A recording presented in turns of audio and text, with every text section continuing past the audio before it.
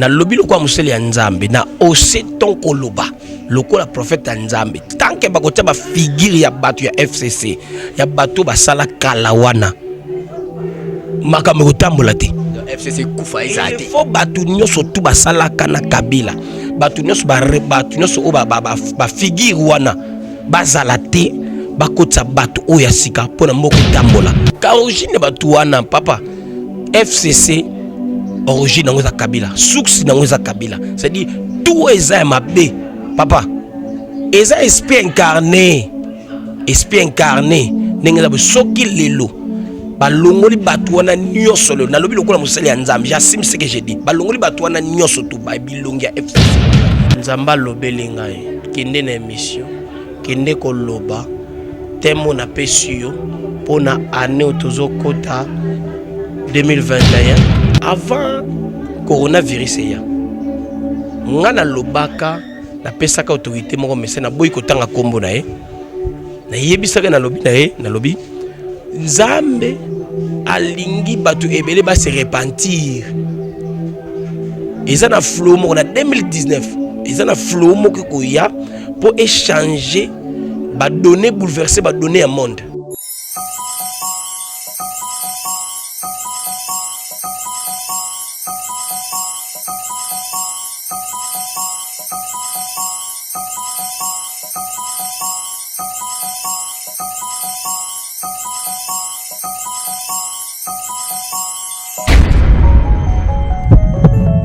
Chez Bissou Télévision, chaîne Oyo et Kokani na yo.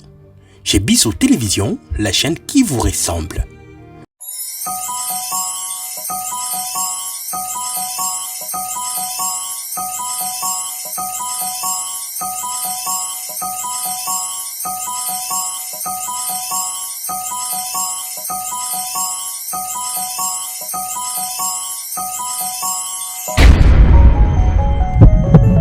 Beauté, Balagnon c'est chez Bissou TV. Boy, madame na émission na bino réponse à nos questions. Yande kona bino Brad Bumba obo mesana ko benga mingi na kombo ya le mathématique de la presse. Donc, esengo sala rabiso vraiment ebele yeba ke bozake belé yolanda biso na mokili mobimba. Babonane na bino bonane na maman Ndoyi, maman Bumba aza depuis Paris babonane na yo bonane na maman nanga Aminata Ndonga la Bile babonane na yangwana. Voilà, aujourd'hui je suis passé na plateau na biso, je suis avec un prophète plutôt.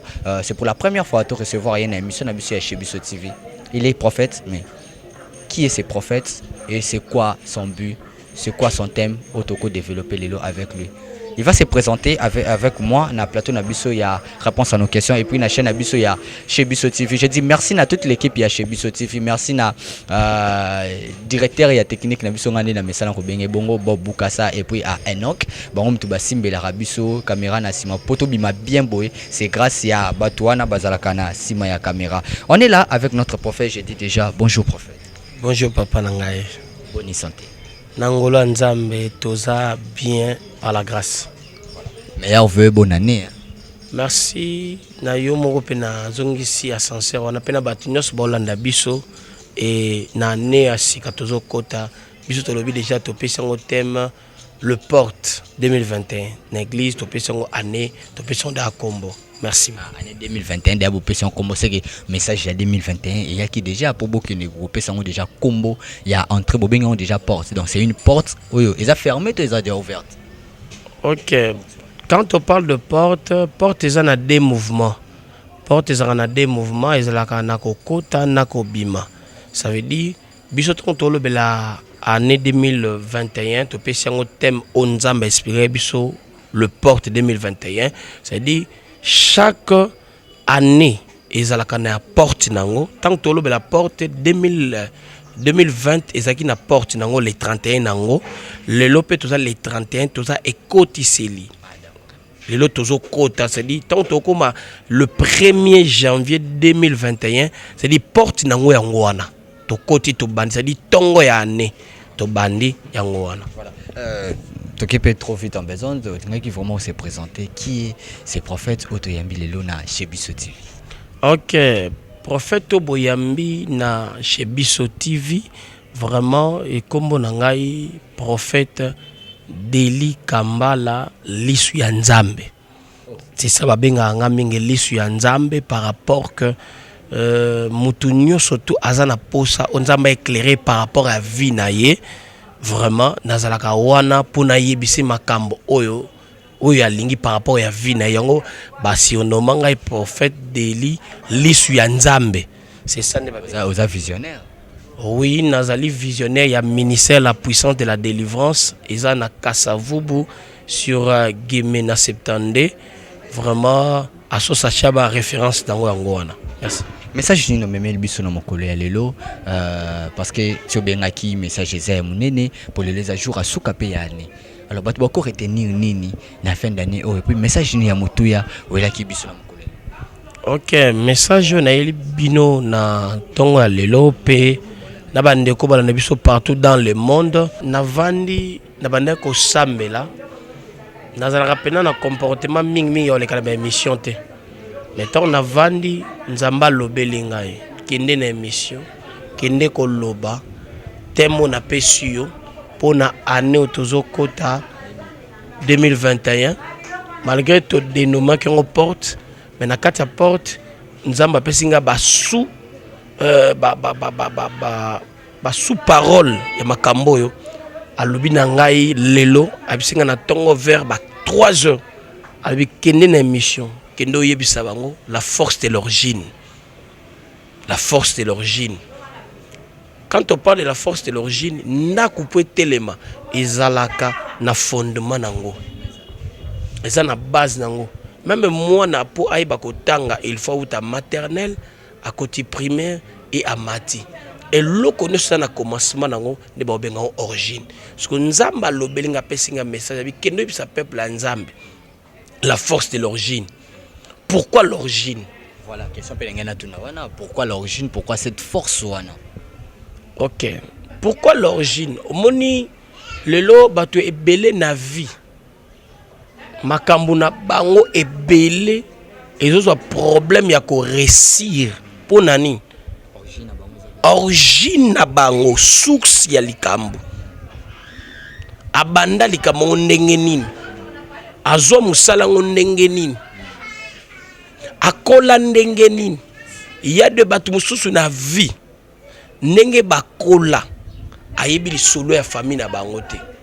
Ngai mutu na loba na bino a na koyi kopesa bino mwate monaji muke ya vie nanga. Oui, c'est important. Et ngai papa na ngai tango abandaki vie na ye na Kinshasa auti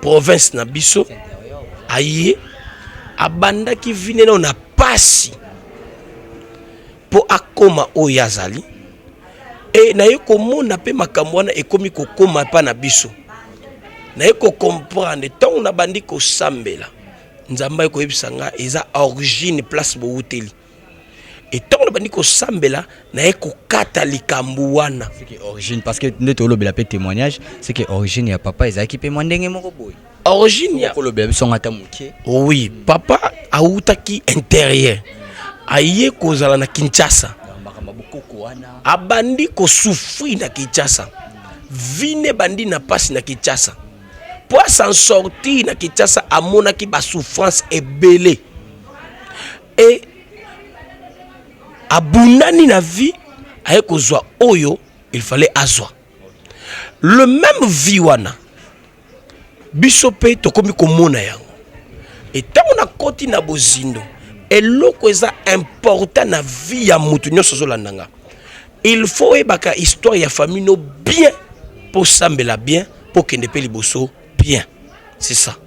Voilà, il faut ressembler bien pour oyeba surtout il faut que famille na bien pour sambela bien yango wana mais ce qui origine na yo eza bien té na début parce qu'il y a une origine, il y a un fondement. Ce qui est bien na début. Na nengo tema parce que tout le monde a ba fissure et ça les marques. Atozo sambela. Mais ce que aussi lisana bangote. Ce qui ba koko baloba que yo il faut ça la boue et que yo salité. Yo il faut ça la boue salité. Est-ce que atozo sambela et fait ya prière et kozalaka?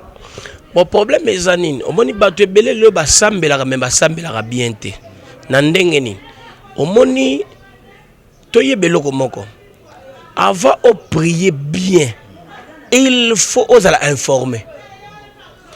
ennemi balongaka ye par rapport ya ma paquete ya par rapport ya ba canaux za nango te to minduki za nango te balongaka ennemi par rapport ya information esika ozokendo bundela soko za informer na ennemi ozo bundela exemple na ko lobelo moko nga babenga ngai prophète Deli Kambala lisu ya nzambe na sens wapi na lisu ya nzambe wana mutu mwala mwika apesi okomba lisu ya nzambe parce que batanga koma nzambe pamba te esko biso to okoma na facilité poto benga toza national wana lisu ya nzambe tozomema lisumu. OK tango ba lobela lisu ya nzambe na Bible ezala pe na batu biso babenga on ba fils de tonnerre bazala na Bible ba exaltateur bazala babenga bango par rapport ya misala o nzamba sala na bango. Ça veut dire batu bapesanga kombo wana par rapport ya makambo o bamona na sens ni makambo ezomona clarté bazomona flou na makambo na bango baye nzamba révéler bango nini bakoki kosala pe babimi na ba situation wana. C'est ça par rapport ne babenga que prophète Deli lisu na nzambe que par rapport que lisu na nzambe monaka partout tina fourmi ya mwindu. C'est ça nde bapesinga kombo wana lisu ya nzambe. Nini dejo mona because lisu ya nzambe nengo bokoma tina fourmi nini dejo mona ta musupo na mboka na biso nini dejo mona ta musupo na eloko moko boye e oké ko salama yo mona ngo déjà en avant ndeti ba nini dejo mona exemple nazana ba autorité ebele na sambela pona bango na Kinshasa. Oui nazana ba autorité ebele même na libanda pe mboka na biso comme Brazzaville on a kenda pena mingi na pesi bango mbote. Vraiment nena loba lomo avant coronavirus ya ngana lobaka na pesaka autorité moko mesena boy ko tanga kombo na ye na yebisaka na lobi na ye na lobi nzambe alingi batu ebele ba se repentir ezana flow moko na 2019 ezana flow moko ko ya pour échanger ba données bouleverser ba données à monde pour na batu ba bongwana abisinga bino basakoli boloba ka bongo. Bible lobi on reconnaît un prophète par rapport à signe makambo azoloba. Lelo tozaki na COVID-19, c'est-à-dire 2019 et sauté zokende. Ezokende. Lelo ebomi plus bato belé. Lelo tozanango na yebisaka mokonzo na bi ke tala boyezo ya. Bato obozala prudente ezali et loko nzamba zo bouger monde pour ba comprendre so ya trompette ya mikola suka otozali pour muta comprendre que et comme batanga suka en tant que visionnaire église na biso parce que babengi yo liso nzambe c'est que ça na écoute yo ka nzambe facilement en tant que visionnaire nini oyoyo église na biso ezo salate pour na biso oyo to bika malgré ko sambela mais pas c'est ezala kaka. À part wana question mi bali nenge suna tuna pour na mboka na biso République démocratique du Congo ba autorité na biso attaque visionnaire nini yoki kokoma na 2021 de tozokene parce que le les jours asuka ya année 2020 eza ateke yolo ba kiti to ba yoka kiti eloko mo abongo ekozala ya liboso to banana na ba église eloko monene na ba église na koyi koloba lokola mosali ya nzambe visionnaire na koloba boye eza prophétie. Batu nyonso bakango bazolanda biso eza prophétie. Tozokota année ya sika il faut mutu nyonso tu aza na écoute ya nzambe parce que 2021 tozokota eza année moko ya changement makasi même na vie sociale ya batu ya Congo. Ponani eloko mo na koyi koloba pona gouvernement na biso na koloba eloko mo esani na ozoloba pona ba autorité na biso. Omoni nzamba pambola na président na biso local boso parce que nzamba inspira ki ya ko kabola libala ya FCC na cash côté politique non na côté politique te nzambe atala ka lisu neza partout. Ah donc yoni ngosano partout. Ah oui voilà à vous ne papa molera loba na pese mbote oui na loba lisu nzambe za partout. Omoni lelo basali nzambe ebele ba mikitisi pour ni ba ibi sous valeur na bango te na tango akala po roi sala likambo obenga ba sage ba prophète ba oloba lelo mboka na biso pour que ni malamu il faut FCC zalate FCC fait coup il faut zalate FCC zalate c'est faut Kabila zalate. Ah oui j'assume ce que j'ai dit que il faut zalate azalate parce que au monde ndezana il y a des personnes qui sont bazali ba ennemis ba bazalo kola ba diable za esprit pas comprendre diable a esprit. Pourquoi? Diable s'incarne na kati ya mutu pas sala makambo. Diable s'incarne na kati ya mutu. Papa, pendant 18 ans, ngano tozana mboko, pendant 18 ans, et là on est changé. Pendant 18 ans, pendant 18 ans. Tout ça na sonya oloba makambo te. Toi basela nzambe. To kamba batu to na kati ya église, batu ba souffrir. Atika na epé pouvoir de Jesila nango, azani mupanzi afandi na ye, azan Lubumbashi afandi ne à l'aise. FCC ya ngwana bo. Olongo union sacrée ya ngwana ye esko akende wapi aza congolais akende wapi? Pona ngai na lobilo kwa museli ya nzambe na ose ton koloba. Lokola prophète ya nzambe. Tant que bakota ba figure ya batu ya FCC, ya batu basala kalawana. Makambo kotambola te. FCC kufa ezate. Il faut batu nyoso tu basala kana Kabila. Batu nyoso ba figure wana bazala te bakotsa batu oya sika pona mboko etambola. Poso bakotsi kaka batu wana yaya origine ya mabe ekosala makaka. Balongola batu nyoso wana basala bakotsa batu ya sika et mboko eko changer. Origine ya batu eza Kabila. Ka origine ya batu wana papa FCC origine nango za Kabila, source nango za Kabila. C'est-à-dire tout eza mabe papa. Eza esprit incarné. Esprit incarné. Nenga ba soki lelo. Balongoli batu wana nyoso lelo. Na lobi lokola musali ya nzambe. J'assume ce que j'ai dit. Balongoli batu wana nyoso tu ba bilongi ya FCC wana. Balongoli bango nyoso tu. Bakoti batu ya sika. Papa. Mboko ebongi. Et origine mboko peki. Siko yoka bato wana bango bape bakeka union sacrée. Ato betata mwa lisolo muke. Mais alongo na FCC na union sacrée. Kaka ye wana. Exemple na pesi ngai Brad na za na FCC na longo na union sacrée. Mais batinga ministre parce que na kati ya union sacrée. Na ka Kabila iskabiliste. Bon, na comprendre te nena lobeloko moko. Malgré to koti vent politique am. Ezo senga bo parce que oza liso ya nzambe. To simbi siko wana to ke ata la sport eza problème. Et ils a problème te. Liso ya nzambe tala partout. Nena lobelo mo ezani. Omoni tango bat bazoya. Omoni tango vent ya sikezoya. Bato ebele bayaka. Ah aye.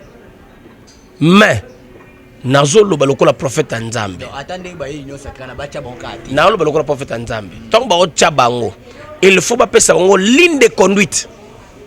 Ligne de conduite tango osali boye te. Déjà oza déclassé. Tango mutaye to yebi bino na bilung na bino to yebi bona bona. Isa ba ligne de conduite faisala. Omoni po loke ki malamu il faut ligne de conduite zala.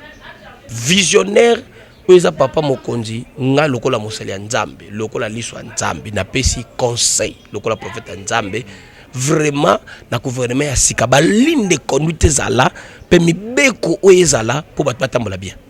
Bongo soki ko pesa ta conseil na président biso sortant ya kala honoraire président Joseph Kabila Kabange conseil ni noko pesa ye malgré que obiki FCC il faut kufa nango soki ata ko pesa conseil na ninga zolanda biso na Lubumbashi conseil na opesa ya bongola mutema vraiment bongola mutema zandoki te mutu no sa bongola mutema zandoki te na lobika ka bongola mutema yamba Yesu place azali na batu nyonso to FCC surtout mama président Mabunda bongola mutema batu tu wana ba papa na kala ba bongola mitema ba yamba Yesu na kadi na bango Yesu ya solo avant na kadi na bango pour batika peuple azala bien batika bazala bien ba yamba Yesu vraiment si on comprend bien pour 2021 ça la bien il faut bâtonner ce base à la déclasser te base à la déclasser pe ba yamba Yesu ba bongwana pour ça la vie musu ya sika mais tout ça pays là qui poni photo yamba ka Yesu mutakoza ne pe musulman pona ngai mutu ana ndimela Yesu pona ngai na lobi na bango ka ba yamba Yesu parce que Yesu ndaza nzela ya lumière c'est ça. Voilà, merci beaucoup tout ça qui vraiment tant Yambo c'est pour la première fois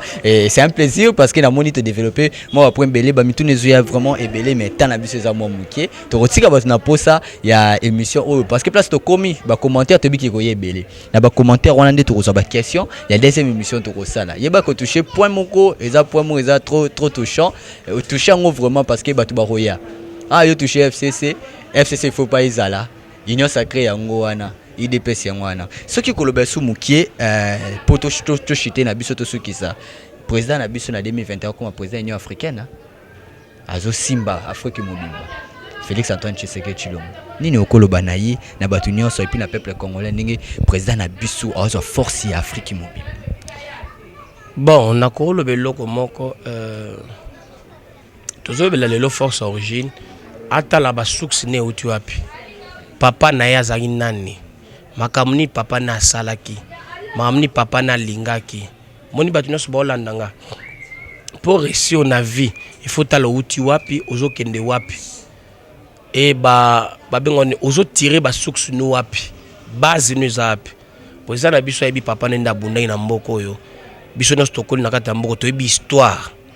Et papa na bunda mboka oyo, misala sali, nini yo asali, liti nini yo abundi. Soka za na place wana eza par rapport à liti ya papa na ye. Abundi pendant 37 ans ya combat. Eza nzaka te. Soki lelo to bafoué combat wana, eza lokola neti to salir même mémoire na ye. Yo pe oza Tshisekidiste. Non, ngai naza. Voilà. Merci beaucoup. Alors un dernier message et puis numéro de téléphone à Moutinho Sozi Bako Olanda yo. Akoluka a contacter yo tam suna ba prière na makambo belé parce que ça visionnaire. Azan pour ça makambo ba mona et tout. Alors un numéro de téléphone à Moutinho Sozi ni Bako Olanda. Vraiment ngai kombo na ngai na bandeli susu pour ba bakoti na reta ba Olanda biso. Kombo na ngai prophète Daily Kambala lisu ya Nzambe emonaka partout. Lelo Nzambe apesaki ngai message moko na lobela sur les origines. Moni mutu nyonso to ovine ezo simba te. Vraiment na beti sete na mutu nyonso partout esika ozali. Oza na souci moko Nzambe aselo eloko moko. Vraiment numéro na nga téléphone ezali plus 243 code ya RDC 90 37 95 900 na bandeli pour la meilleure audition plus 243 90 37 95 900 wana sur WhatsApp na bandeli koloba mutu nyonso to omonike ozo balate omonike vino ezo simbate omonike makambo ezo tambola te celiba kobota te ozana poso bala koyoka soni te numéro eza wana plus 243 90 37 95 900 benga et Nzambe akopesa yo ba ligne de conduite et oyeba nini oyo koki kosala po obimo sans sortir na makambo nyonso ezotungisa yo wana. Merci beaucoup Nathan Opesibiso et on bonne émission na biso réponse à nos questions et puis la chaîne na biso chez Biso TV. Vraiment et ça plaisir mingi yambayo. Merci alors na ba abonné na biso chez Biso TV plus de 106 000 donc déjà na ba 110 000 abonnés c'est pas peu alors on vous demande aussi de vous abonner massivement. Meilleur vœu le bonheur na ba abonné na biso nyonso ba bonne année nouvel an eza animo ya prospérité ya longévité ya mambo belé. Alors vraiment eza Sengo yoiba ke bozaki belé Olanda biso. Merci à toute l'équipe chez Biso TV, merci à Bobo Kassa derrière la caméra, merci à Chic Moukadi, merci à Enoch, merci à Nyonso au Bolinga chez Biso TV. On se retrouve prochainement pour un nouveau numéro. D'ici là, portez-vous bien. Bye bye.